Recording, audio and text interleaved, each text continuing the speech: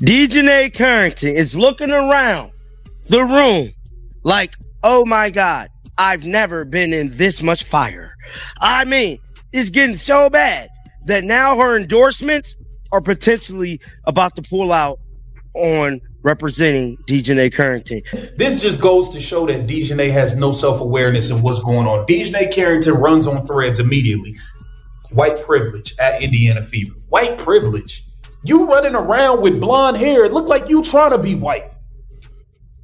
It looked like you trying to be a white girl. What are you talking about, white privilege? The white girl just got a technical foul for something she didn't even do. What are you talking about, white privilege, bro? This is why she should be banned from the league. They always run. It states here, Reebok is reportedly dropping their endorsement for DeJounte Carrington after she attacked Sophie Cunningham. Let's go. DJ Carrington just watched her entire career start to unravel in the span of 1 week. And the wildest part is she did almost all of the damage to herself. This isn't a story about a referee making a bad call or a league targeting one player unfairly. This is a story about a hard foul that could have blown over in a single news cycle and then somehow turned into a full-blown reputation crisis because of the choices Carrington made in the hours and days right after it happened. Did y'all see what happened when this young lady got ejected from a WNBA game the other day for a flagrant foul on Sophie Cunningham? Did y'all see that? She got ejected from the game for that flagrant foul right there. And I'll be damned if that wasn't a flagrant too.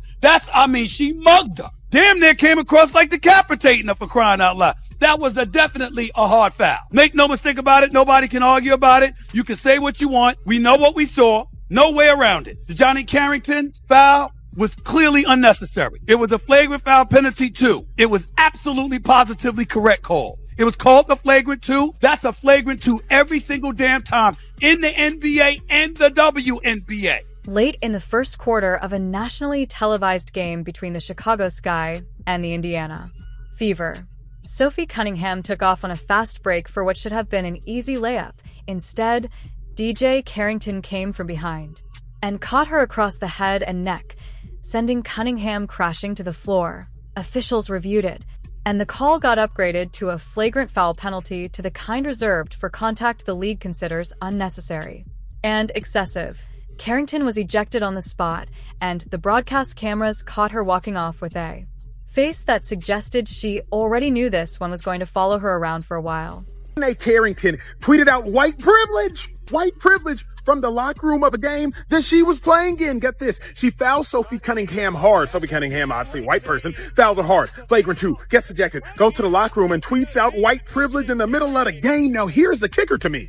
A flagrant two has to be contact that can lead to an injury that looks excessive. DeJounte, it was about as excessive as possible.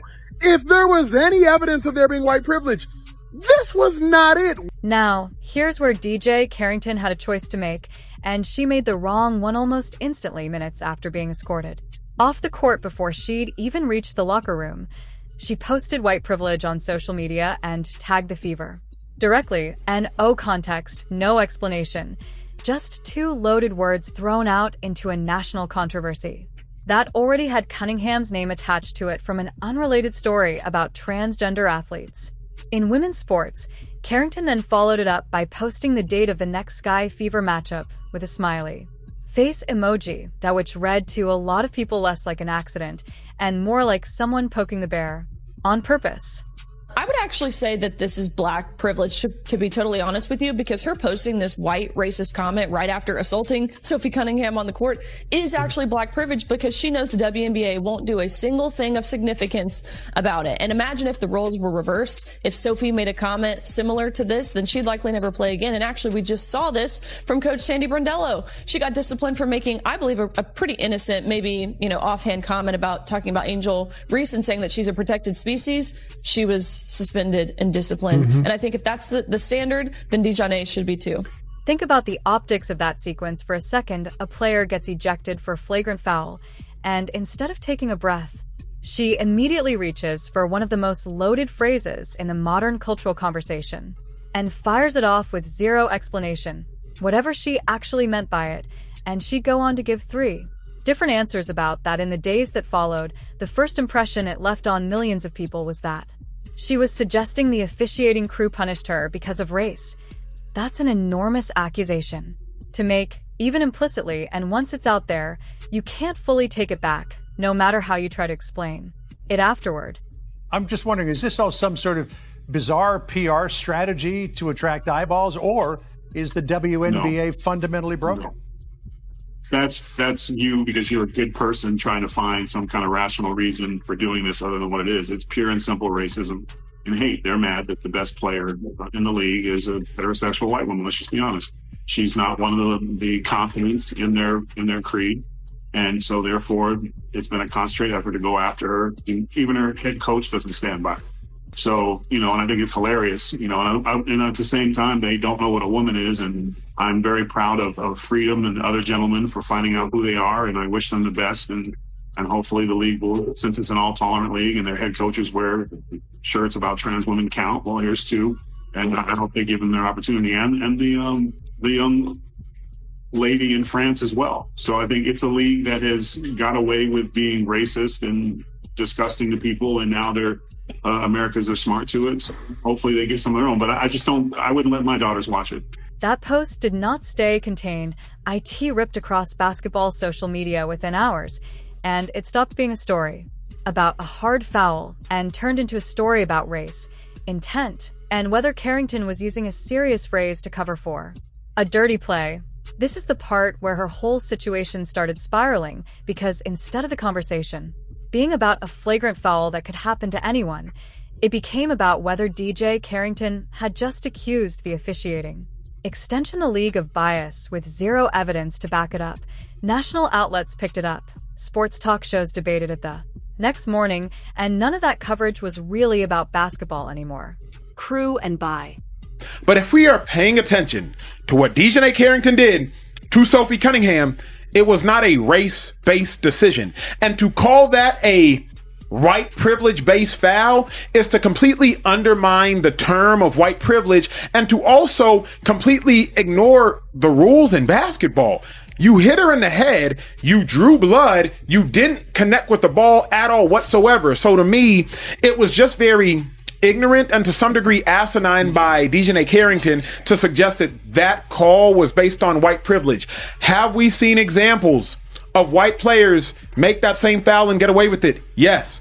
Have we seen examples of black players make that same foul and get away with it? Yes. There was no white privilege involved in that specific call. Dejanay, you hit her in the head and you drew blood. Then the backlash found a face.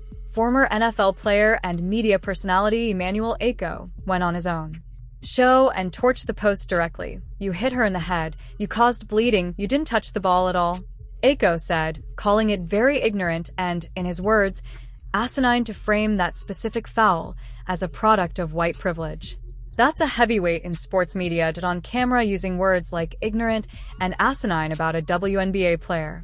Days after her ejection, that's not a random internet troll. That's someone with a real platform putting Carrington's judgment on trial in front of a massive audience. And once a clip like that starts circulating, it becomes the soundbite that follows a player around far longer than the original foul ever would have on its own. And here's where DJ Carrington tried to backtrack, except the way she did it made things worse instead of better. Rather than clarifying her original post calmly, she fired back at Aiko directly on X, writing, "I've never once claimed that the assessment of the foul was white privilege. That was your assumption. Try exercising your critical thinking skills. Did I know you studied psych?" She kept going, adding that she was the last thing from ignorant on the subject, name-dropping her education at Stanford, and insisting she'd never use a phrase like that as what she called a rhetorical weapon without evidence behind. She's simultaneously claiming she never meant it that way, while also defending her right to use the phrase and mocking the guy who criticized her. That's not clarity. That's confusion dressed up as confidence, and it left almost nobody satisfied. Not the people defending her, and not the people going after her. If anything, it added a second controversy on top of the first one, because now the story wasn't just about the Original post, it was about how combative and unclear her response to basic criticism had been. Fans who might have given her the benefit of the doubt after the foul itself started souring on her here in this exact exchange, because it read less like someone correcting a misunderstanding and more like someone trying to win an argument she'd already lost the moment she hit send on the first post. Every single game for the rest of the season counts. And the fact that she let her hate and her ego cost the game for her entire team is so toxic. It goes to show that she has very little respect for her teammates, because they all work their absolute asses off. They've all got something to prove. They know that, they started the season with all this hype. They didn't kick it off very strong. And so they have all been working their asses off, coming together, playing patiently. When I say patiently, they've been playing patiently, learning how to actually run the court together. There's a lot of new pieces. There's been some injuries. There's been people returning from injury. There's been a lot of changes. The fact that they were just on the rise, and as a Fever fan, I can say they were actually schooling us in the first quarter. They came back when we were up 8 points. DeJournette herself was balling out, and she just cost the game for her teammates. 2 days later, standing in front of reporters before Chicago's game against Seattle, Carrington tried version 3 of the explanation. This time, she said the foul itself was unfortunate and unintentional, blaming rest from coming back. Off a foot injury for the timing being off on the post itself, she got vague again, saying only that she'd already spoken to the people who have the potential to have the agency to make the change she wants, without ever explaining plainly what the tweet actually meant or who she was talking about. 3 different explanations in 3 days. A hard foul that was just her competitive nature, a viral post about white privilege that apparently wasn't about the foul, and a follow-up tweet defending the very post she now says had nothing to do with any of it. That kind of moving target is exactly what turns a bad week into a bad reputation. Because reporters, fans, and brand partners all noticed the same thing at the same time. Nobody could pin down a consistent story from her, and every new attempt to explain it just opened up another question nobody had asked yet. She posted white privilege after getting tossed from the game, but says it wasn't about the foul. Can you explain this? No, I can't. When she tweeted white privilege, she did it so quickly, it was almost as though she had the phone in her pocket after this foul and she got ejected. So, to say she wasn't referring to this play or getting kicked out and saying that the only reason she got kicked out and it got upgraded is because Sophie Cunningham is white is crazy. It was a crazy thing to tweet. Maybe crazier than to try to act like it had nothing to do with the play. So I have no idea what she's talking about. I don't think anybody can have any idea what she's talking about. Bizarre. Meanwhile, Sophie Cunningham did the one thing that made Carrington look even worse by comparison. She stayed composed. Asked directly about the post after Indiana's win, Cunningham said simply, "I believe the league is addressing that this has nothing to do with race. Last year, I experienced a similar incident and was ejected, which I deserved. There's no reason to even bring race into this. And shouting, no demands, just a calm reminder that she'd been on the other side of a flagrant foul before and taken her own punishment without complaint. That contrast. One player staying level-headed and one player through 3 different explanations is exactly the kind of split-screen moment that sponsors and franchises pay very close attention to. It's not really about who's right on this specific basketball play anymore at that point. It's about who looks like they can handle pressure and who looks like they're making a bad situation worse every single time a microphone gets put in front of them. Cunningham comes out of that exchange looking like the adult in the room. Carrington comes out of it looking like she's still trying to figure out what she even wants to say. Oh my God, it's getting real. It is getting very much real. For in the field, for them pockets. That's what I like to see. Pockets getting hit hard, bro. Hard. Because somebody need to hold these players accountable for the stupidity they have been putting out. because it has been a lot of stupidity. And to add even more salt to injuries, thousands of people are calling for Reebok to drop their endorsement for Dejanay Carrington after she attacked Sophie Cunningham. Now, this was from earlier this morning. And that brings us to the part of the story that's actually threatening DJ Carrington's livelihood.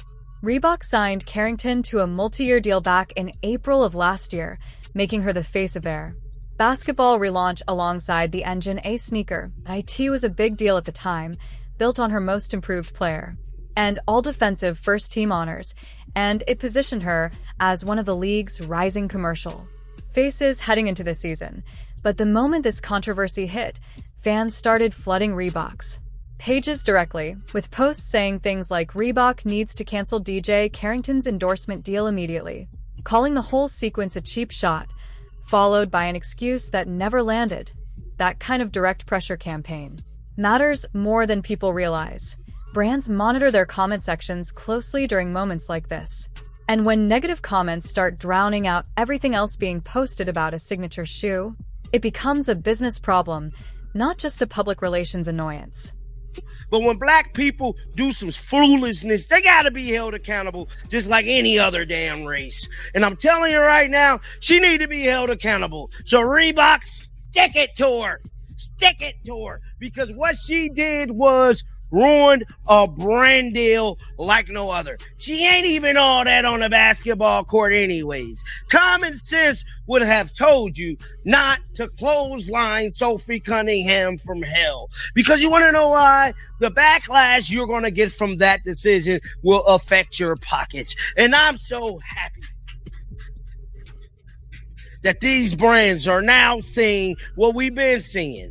A whole lot of BS going on from these players. And I'm telling you right now, more players need to lose brand deals when they do stupidity, especially to Caitlin Clark. And according to multiple reports now circulating, Reebok is doing exactly what those fans were asking for, reportedly moving to terminate its deal with Carrington entirely rather than risk being tied to a controversy this messy. Think about what that actually means for a brand. Companies do not walk away from a signed athlete deal lightly. There are contracts. There are marketing plans already built around that face. There's real money already spent for Reebok to reportedly be pulling out this fast tells you how badly their internal read on the situation is going. They wanted distance, and they wanted it immediately, because every extra week a brand stays attached to a controversy like this is another week their own name gets dragged into headlines they never asked to be part of. Dejanay Carrington, after getting thrown out of the game for her ridiculous foul on Sophie Cunningham, went to social media and claimed white privilege. To do that, Emmanuel Acho basically pushed back and said you can't call everything white privilege. It undercuts the idea so many have talked about. And then Dejanay went to X and responded to Emmanuel Acho. He said, I never once claimed that the assessment of the foul was white privilege. That was your assumption. Try exercising your critical thinking skills. Know you studied psych. Furthermore, I'm the last thing from ignorant or asinine when it comes to speaking on white privilege. Do your research on that one. Actually went to school, one of the top universities, might I add, to educate myself on this exact subject. I would never use that term as a rhetorical weapon, knowing the historical and social weight it holds without having the proper evidence to substantiate it. So, in your face, Manuel. What I want to know is, then why were you posting white privilege in the locker room immediately after being ejected? What were you randomly sitting in the locker room having just been ejected thinking about when you posted white privilege, and by the way, tagged the Indiana Fever? Here's the truth nobody wants to say plainly, so let's say it. None of this had to happen. A flagrant foul happens in basketball. Players get ejected, they take the fine, they move on, and a week later, nobody remembers it outside of a highlight reel. That's not what sunk DJ Carrington. What sunk her was everything that came after the whistle. The instant post tagging the Fever with a loaded phrase and zero context, the smiley face pointing toward the next matchup like she was already looking forward to round 2, the combative response to a critic, instead of a clean, early clarification, and then a press conference that offered a third version of events, instead of a straight answer. Every one of those moments was optional. Nobody forced her to hit send. On that first post, nobody forced her to swing back at Aiko with a tone that read more like a debate win than damage. control, and when a brand is watching all of that unfold in real time, trying to decide whether to keep paying an athlete to represent their shoes, that pattern matters more than the original foul ever did. Sponsors do not sign athletes hoping for controversy management. They sign athletes hoping the athlete stays out of headlines that force the brand to answer questions it never wanted to answer. Hey, the black girl, jail. She needs to go to jail immediately. You would have jail. to believe it's going to be Don't pass go. Go straight to jail. This is assault, right? This is assault. Now let me tell you something. This is assault. She needs to go to jail. Premeditated. Go to jail. Go to jail. She needs to be arrested. Go to jail. I want her in jail. I want her in jail. She should never touch her.